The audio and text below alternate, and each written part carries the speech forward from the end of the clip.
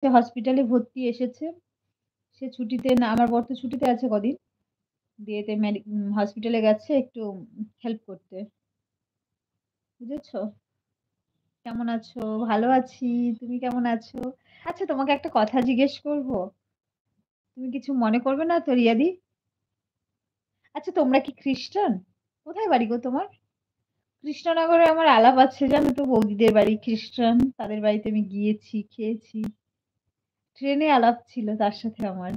কলেজে গেছিলাম, কলেজ থেকে একবার গিয়েছিলাম ওই বৌদিটার বাড়িতে।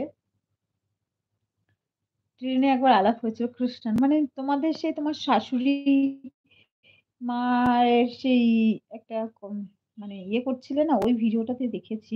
তো আমার মনে হয়েছে তোমরা খ্রিস্টান। আমি তোমাকে কমেন্টেও জিজ্ঞেস করেছিলাম, তুমি বলেছো।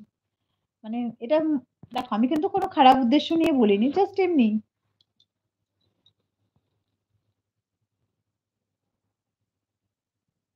ভালো আছি, তুমি কেমন আছো? যাও যাও তাড়াতাড়ি চলে যাও, ঘুমিয়ে পড়ো। অনেক রাত হয়ে গেছে। না গো অনেক রাত হয়নি, একদমই না। কি বললে? রাতে তুমি আসবে না? কখন বললাম? বললাম নেট ফুরিয়ে গেলে তাহলে রাতে আসতে পারবো না। আগে তো শোনো কি বলছি। বলো আছি। না আমি বাঙালি। আমি দুর্গাপুরে থাকি। ও তুমি বাঙালি? আচ্ছা বাঙালি আমি সেটা বলছি না।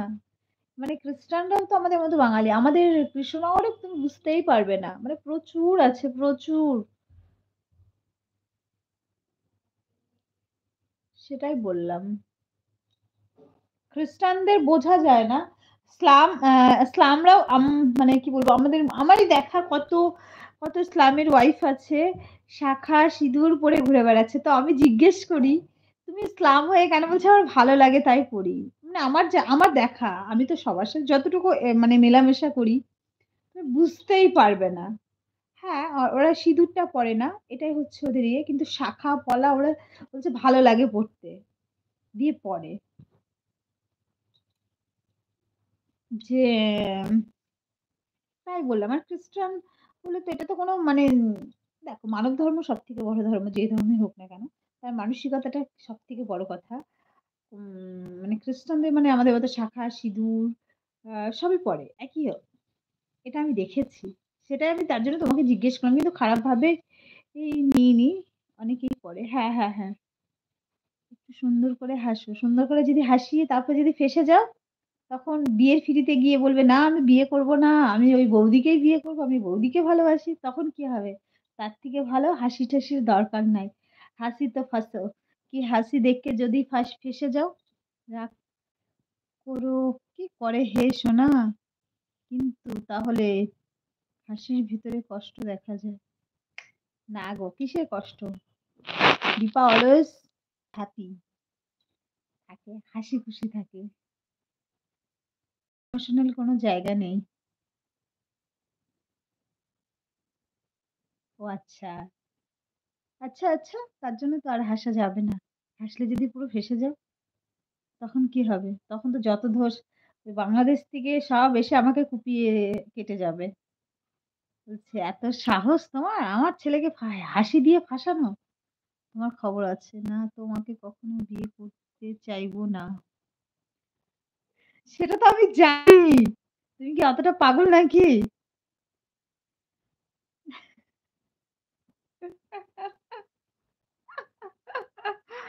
হায় ভগবান! হ্যাঁ, ঠিক বলেছ। মানব ধর্ম বড় ধর্ম। না গো আমি কিছু মনে করিনি। বাহ! খুব ভালো লাগলো। থ্যাংক ইউ রিয়াদি। Thank you so much. তোমার ভিডিওগুলো সত্যি অনেক সুন্দর হয়। তুমি আস্তে, আস্তে কথা বলো। আমি একটু চঞ্চল তো। মানে কি বলবো সময়ের পরিস্থিতির সাথে সব শিখে গেছি। তো একটু জোরে কথা বলি না? আমার আমার ভিডিও আমার বর বলে, "দেখো সবার চ্যানেল দেখাবে।" বলছে, "দেখো ওদের ভিউজ দেখো, ওদের ভিডিও দেখো। আর তোমার ভিডিও একবার দেখো।"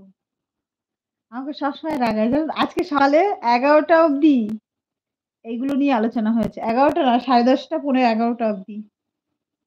শুধু এইগুলো দেখিয়েছে। বলছে, "দেখো এদের চ্যানেলটা দেখো আর তোমার ভিডিও করছো? কেউ হবে না, কোনোদিনও কিছু হবে না। বন্ধ করো।" হ্যান-ত্যান ১০০০ টা কথা। বলছে, "এগুলো কেউ দেখে নাকি?" কি বলব